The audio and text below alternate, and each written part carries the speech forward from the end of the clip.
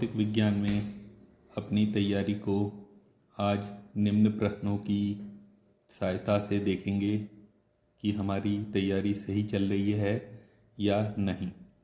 इस बार की जो परीक्षा है उसमें 1 नंबर के 8 ऑब्जेक्टिव प्रश्न, 6 अति लघु उत्तरीय अर्थात 1 नंबर के 14 और 2 नंबर के 10 प्रश्न अर्थात 2 धाम 20, तो कुल 34 नंबर 1 और 2 नंबर के आएंगे। जो अच्छे बच्चे होते हैं उनका कंसेप्ट इतना क्लियर होता है कि उनके 1 और 2 नंबर के प्रश्न गलत होने की संभावना बहुत कम होती है, जबकि सामान्य बच्चों के लिए 1 नंबर के प्रश्न सबसे ज़्यादा कठिन पड़ते हैं। इसीलिए आप लोग हर कंसेप्ट को ढंग से पढ़िए ताकि आप परीक्षा में अच्छे नंबर पा सकें। अब देखिए, पहला प्रश्न आज हमने लिया है वैद्युत फ्लक्स का मात्रक। तो वैद्युत फ्लक्स आपको याद होगा, गॉस की प्रमेय में भी था, फाई E.ds ये होता है, जहाँ E वैद्युत क्षेत्र की तीव्रता, ds एकांक वेक्टर। अब देखिए E का मात्रक, अगर हम E की बात करें, E बराबर था हमारा F/Q। इसका मात्रक हुआ F, बल का मात्रक न्यूटन, आवेश का मात्रक कूलाम और क्षेत्रफल का मात्रक मीटर स्क्वायर। यहाँ दिया है मैं ऑप्शन न्यूटन प्रति कूलाम, वोल्ट मीटर, वोल्ट प्रति मीटर, न्यूटन मीटर प्रति कूलाम। जब यहाँ पर हमारा आ रहा है न्यूटन मीटर स्क्वायर प्रति कूलाम, तो यानी कि इनमें से कोई नहीं है। अब इसको क्या करेंगे, अब E का एक फॉर्मूला, एक सूत्र तो यहाँ से आ गया न्यूटन प्रति कूलाम, साथ ही साथ E और V में जो रिलेशन होता है, E बराबर होता है डेल्टा V बटे डेल्टा R, यानी कि वोल्ट प्रति मीटर। E के ये दोनों मात्रक आपने याद रखने। तो यदि हम E का मात्रक वोल्ट प्रति मीटर रखते हैं तब आता है उस केस में वोल्ट प्रति मीटर और क्षेत्रफल का मात्रक मीटर स्क्वायर, तो यानी कि आ गया वोल्ट इंटू मीटर, अर्थात ऑप्शन 2 हमारा इसमें सही है। प्रश्न नंबर 2, क्यूरी किसका मात्रक है? तो क्यूरी रेडियो एक्टिवता का मात्रक है। इसको मैंने रेडियो एक्टिवता वाले टॉपिक में बहुत ढंग से बताया है। यदि आपने नहीं देखा तो आप नीचे लिंक पे, आपको डिस्क्रिप्शन में इसका लिंक मिल जाएगा। क्यूरी हो गया हमारा मात्रक रेडियो एक्टिवता का। बैकुरल और विभिन्न मात्रकों को वहाँ पर डिफाइन किया गया है। तीसरा प्रश्न जो है वह है वायु का एक बुलबुला। अब देखिए, जो बुलबुला है उसकी शेप इस प्रकार की होती है, तो बुलबुले की जो शेप है वह उत्तल है। अब यह जल के भीतर जब हम रखेंगे तो देखिए किस प्रकार से कार्य करेगा। ये एक बुलबुला था, जल के भीतर है, ये इसका केंद्र मान लेते हैं। मान लीजिए ये कोई प्रकाश की किरण जा रही थी। अब देखिए, यदि कुछ नहीं होता तो ये सीधे जाती। अब ये जा रही है जल से हवा में, बुलबुले के अंदर हवा होती है, तो हम इसके लिए यहाँ पर क्या करेंगे, अभिलंब खींचेंगे। अभिलंब माने केंद्र होता है। जब किरण सघन से विरल में जाती है तो अभिलंब से दूर हटती है। देखिए ये किरण को फैला रहा है, ये केवल अंदर मानिएगा, इसके बाद फिर अलग। तो इसने किरण को फैला दिया, तो यानी कि यह किसकी तरह कार्य कर रहा है, अवतल लेंथ, अवतल लेंथ की तरह। हवा में उत्तल की तरह करता है, वह यहाँ पर कार्य कर रहा है अवतल की तरह। अगला प्रश्न, ये प्रश्न बहुत इंपॉर्टेंट है। मैं आपको 3 संधारित्र या फिर 3 प्रतिरोध दिए हैं।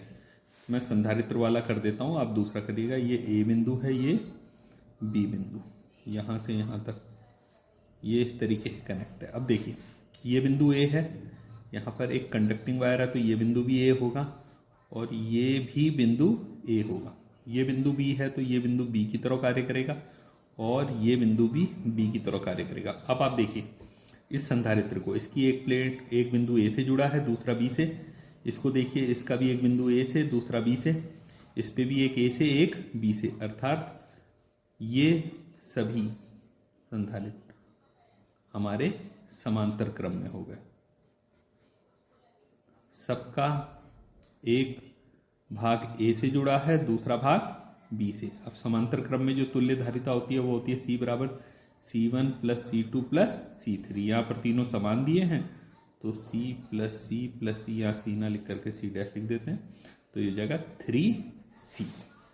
इसी प्रकार आप प्रतिरोध का सवाल भी कर सकते हैं। प्रतिरोध में भी तीनों हमारे समांतर क्रम में आएंगे, तो 1/R बराबर 1/R1 plus 1/R2 plus 1/R3। अच्छा प्रश्न है। अगला प्रश्न, एक इलेक्ट्रॉन और प्रोटॉन समान विभव से त्वरित है, इनमें किसका वेग अधिक होगा।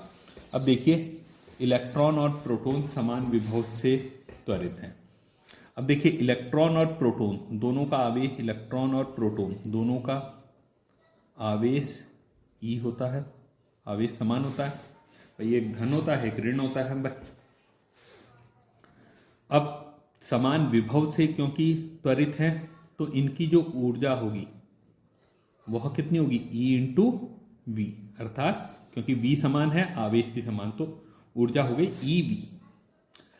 अब इसमें कहा गया किसका वेग अधिक होगा, तो जो ऊर्जा थी इनकी दोनों की वह थी EV। अब ये जो EV ऊर्जा होगी इसको इनकी गतिज ऊर्जा के बराबर कर लेते हैं, 12mv²। अब देखिए, दोनों की ऊर्जा EV है। अब यहाँ पर वेग हमें निकालना है किसका अधिक है किसका कम, तो यहाँ देखिए द्रव्यमान से भाग हो जाएगा, v² बराबर आ जाएगा 2ev/m।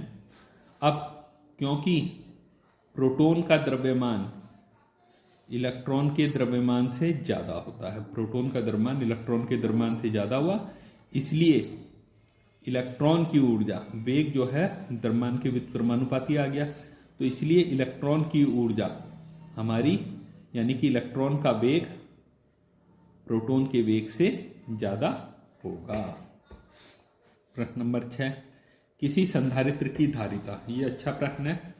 संधारित्र की धारिता आपको सूत्र याद रखना है, C बराबर KA/0/D। तो यानी कि ये बता रहा है नंबर 1 C अनुक्रमानुपाती A, प्लेटों के क्षेत्रफल पर, जितनी ज़्यादा प्लेटों का क्षेत्रफल होगा उतनी उसकी धारिता। दूसरा C व्युत्क्रमानुपाती D, यानी कि प्लेटों के बीच की दूरी जितनी कम होगी उतनी धारिता ज़्यादा होगी, जितनी ज़्यादा बढ़ेगी दूरी धारिता कम होगी। दूरी बढ़ने से धारिता घटेगी, दूरी घटने से धारिता बढ़ेगी। और तीसरा C अनुक्रमा A, यदि परावैद्युत माध्यम रख दिया जाए तो संधारित्र की धारिता बढ़। आपको इस सूत्र को याद रखना है, इसके आधार पर आप इन बिंदुओं को लिख सकते हैं। 7वां, एक गॉसियन पृष्ठ के भीतर, देखिए कोई भी हम ऐसे कल्पना कर लेते हैं, एक पृष्ठ है, इसके भीतर आवेश है 3Q प्लस, दूसरा है -2Q, तीसरा है Q, फिर है +2Q। कुल विद्युत फ्लक्स होगा इससे निकलने वाला, तो कुल विद्युत फ्लक्स गॉस की प्रमेय है जो था हमारा, वह क्या होता था, φE बराबर E.ds बराबर Q/ε। Q माने Q टोटल। अब यहाँ पर टोटल कितना हुआ, जोड़िए, देखिए ये प्लस है, ये प्लस है, ये प्लस है, 3 2 5 और 1 6, 6 में से 2 गया 4, तो Q बचा 4Q/ε0। तो ये हमारा इससे गुजरने वाला फ्लक्स होगा। अगर इसी सवाल को इस तरीके से पूछ लिया जाता कि यदि एक द्विध्रुव रखा है तो -Q + Q, तो इससे गुजरने वाला फ्लक्स होगा। अब देखिए कुल आवेश इस केस में 0 हो जाएगा, तो फ्लक्स भी 0 हो जाएगा। 8वां प्रश्न, किसी संधारित्र की प्लेटों के बीच की दूरी को बढ़ाया जाए तो उसके विभवांतर। देखिए संधारित्र है, उसकी प्लेट की बीच की दूरी को आपने बढ़ा दिया। संधारित्र था, अभी वो कहीं किसी बैटरी से नहीं जुड़ा है, पहले जो भी होगा, तो संधारित्र की जो धारिता थी C बराबर, अभी हमने ऊपर ही सूत्र देखा था, KA/ε0/D। जब हम दूरी बढ़ाते हैं तो धारिता घटती है, तो दूरी बढ़ाते हैं तो धारिता घटती है। और विभवांतर और धारिता में सूत्र हो गया बराबर Q/C। जब धारिता घटेगी तो विभवांतर बढ़ेगा, यानी कि V बढ़ेगा। ये इसका आंसर है 9, 12ε0 E²। इस सूत्र को आपने याद रखना है, ये होता है एकांक संधारित्र की एकांक आयतन की ऊर्जा का, एकांक आयतन की ऊर्जा। अब देखिए ऊर्जा है एकांक आयतन की, यानी कि क्या हुआ, E/V, ऊर्जा को आयतन से भाग, तो ऊर्जा का मात्रक होता, ऊर्जा का जो सूत्र है mL²T-2 जूल ऊर्जा का मात्रक, आयतन माने L3, तो इसका सूत्र आ जाएगा m L की घात, देखिए यहाँ 2 था यहाँ 3 था, L की घात -1 T की घात -2, ये आ गया हमारा एकांक आयतन की। अगला प्रश्न है 10वां, धारा घनत्व। धारा घनत्व जी I/1 होता है। विशिष्ट चालकता, विशिष्ट चालकता सिग्मा विशिष्ट प्रतिरोध का व्युत्क्रम होती है, और वैद्युत क्षेत्र E, इनके बीच हमें संबंध लिखना है J, सिग्मा और E। इसके लिए आपको